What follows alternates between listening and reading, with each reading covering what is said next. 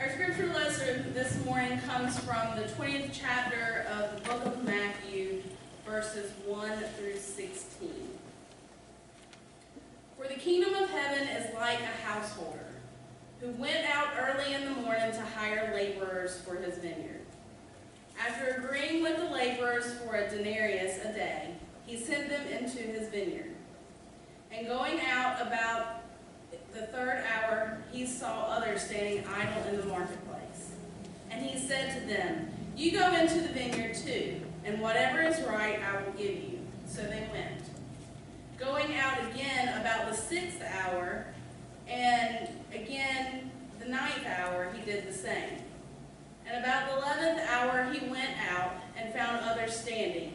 And he said to them, "Why do you stand here idle all day?" They said to him, "Because no one has hired us." He said to them, "You go into the vineyard too." And when evening came, the owner of the vineyard said to his steward, "Call the laborers and pay them their wages, beginning with the last up to the first." And when those hired about the 11th hour came, each of them received a denarius. Now when the first came, they thought they would receive more, but each of them also received a denarius. And on receiving it, they grumbled at the householder, saying, "These last only worked 1 hour, and you have made them equal to us, who have borne the burden of the day and the scorching heat." But he replied to one of them, "Friend, I am doing you no wrong. Did you not agree with me for a denarius? Take what belongs to you and go. I choose to give to this last as I give to you. Am I not allowed to do what I choose with my belongings to me, with what belongs to me? Or do you begrudge my generosity?" So the last will be first, and the first last. The word of God for the people of God. Thanks be to God.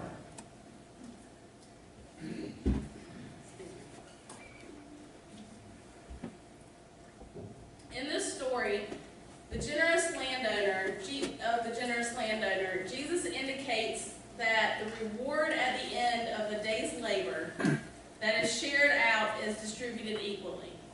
Everyone gets exactly the same, regardless of the time spent working. This is one of those parables that upsets the apple cart. It grates against the sentiment Jesus expresses that we should store up for ourselves treasures in heaven. It grates against our notion of a fair day's work for a fair day's pay.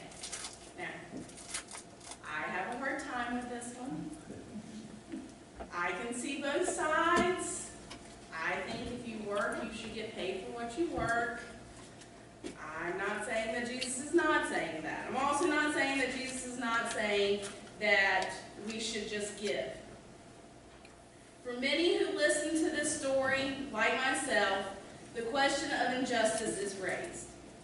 Is it fair that those who work the longest are not rewarded for their extra labor? Shouldn't we get paid for what we work? Shouldn't those who toil all day in the hot sun get more than those who only work for a few hours? My gut response is yes. Yet, if we think about the process in the story with the landowner returning throughout the day to the marketplace where the laborers waited, maybe our sense of justice might shift just a little. If we consider that the first time he went out to the marketplace, there could be little doubt over who he chose. He chose the strongest, the fastest, the fittest, the most possible to work, and chose them. They would be the workers that he knew would be able to work all day long and give the best results. So when the landowner returns for his next trip, he chooses workers once again that would be the best of those left waiting. And so on throughout the day until he gets to the final time. Now we don't see this a lot these days of people standing waiting for work. I mean, we see it some, but it's not like it would have been in this day and age, in this time. In the early times of America, people waited in line for work each day. And you can imagine workers and bosses, what they would be looking for, the best of the best. That's what we all look for. You're a boss interviewing, you're looking for the best of the best. That person that will lead, that you can put in charge, or really that will just last the day without driving you nuts. So that's what he was looking for. So let's imagine who would have been left at the end. Possibly the elderly, possibly the infirm, the inexperienced, those who have an injury or a disability, people who would possibly not have survived to work the entire day in a field, but people who still have the same needs, same desires, same aspirations of those chosen at the first part of the day. They needed to provide for their family. They wanted to have a sense of worth.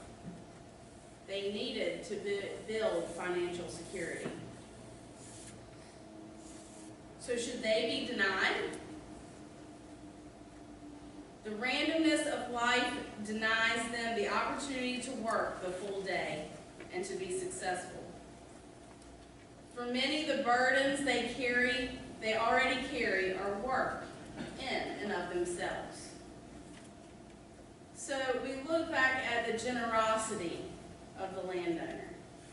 In this case, his generosity might shift our way of thinking, away from what a person can achieve or can offer, to the way in which a person and their very life is valued by that landowner. The landowner wants to give value and opportunity for life to even the weakest in the community. Just as in Jesus' days, the workers who came first grumbled, and no doubt many of Jesus' listeners wondered at how unfair the parable seemed. So too, in our context, it's a difficult story. Like I said, I struggle with this story. In a time where people are generally paid by the hour, and often proportionally to the demands on their skills in the community. Overtime and time and a half are expectations for extra effort. Jesus' parable calls into question the way our world operates and how it devalues people, and how, in a lot of ways, exploits those that work long hours for little pay. Whilst it may feel unfair for those who already have access to wealth and opportunity because of their skills, and I am not putting down the skills of those who have, because they have worked hard for what they have. But they are most likely going to be chosen first. And just because they have, and they can, maybe those that don't have and can't need help too. I saw this firsthand in September. As you all know, I live in New Bern, and was extremely blessed when Hurricane Florence decided to come to North Carolina, that I had somewhere that I was able to evacuate to. Packed up my car, drove to Bath. I was safe. My family was safe. I didn't have to worry. I knew that there was a possibility that everything I owned, except for what was in the back of my car, which was a lot actually, might get lost, might be ruined when I returned but I was safe. It took a lot for me to, get that through my head, because when you're in the middle of it, you don't necessarily see that. That's everything I own in a house, and oh my God, I might lose it. But at the end of the day, I was safe, my family was safe. I sat back in Bayview and watched it happen.